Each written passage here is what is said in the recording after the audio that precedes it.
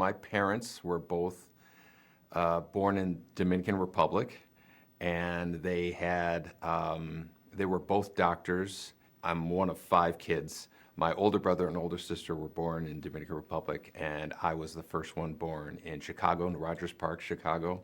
And my brother and sister followed, Mike Boon, who I've been working with for 20-something years now. So we spent a lot of time playing computer games. We had the old consoles. We had a Bally Astrocade. The Bally Astrocade was a video game system that had a cartridge that was basic programming. And you have the little plastic overlay you put over the keyboard, and you could type in basic programs, and we would write little games. And that was my first exposure to what a computer program is, the idea of creating something digitally by yourself, moving a pixel on the screen and whatnot. It just kind of taps into your brain of, oh, I have control over this, and that's probably where I really got hooked on the idea of being able to control things on a TV.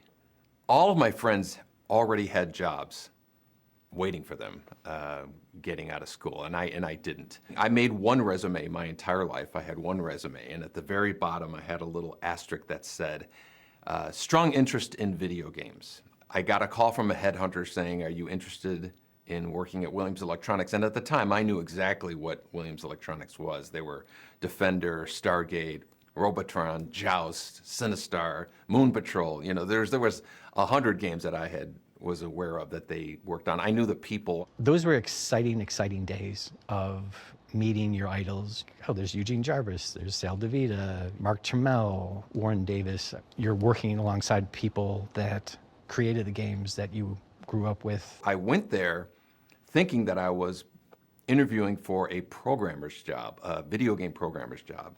And they were like, no, this is for pinball. Are you still interested? And I said, yeah, absolutely. And there was a part of my brain behind me that was like, eventually I'd like to get into video games, but it sounds like a fun job nonetheless. My first pinball machine was a game called Millionaire. That was kind of like how I got my foot in the door.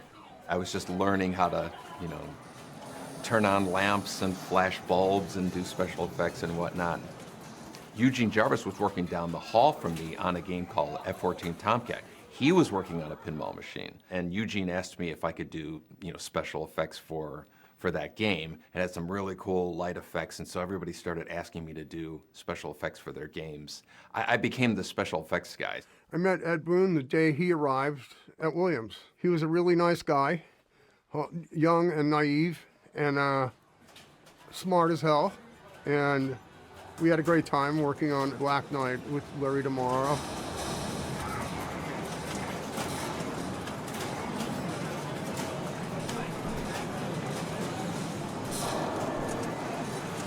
Eugene had gone full-time into working on NARC. And again, this wasn't just a video game. This was a whole operating system and hardware. He eventually gave me a hardware system in my office while I was programming pinballs, and then on the side I would just be like making packets of dollar signs exploding that they were using in NARC when you would drop money and whatnot. And so I was just messing around with that and was really getting excited about the notion of working on video games. And at some point there was an understanding that when I was done with Black Knight, I would join the video game department to work on high-impact football with Eugene in about 1990, I would guess.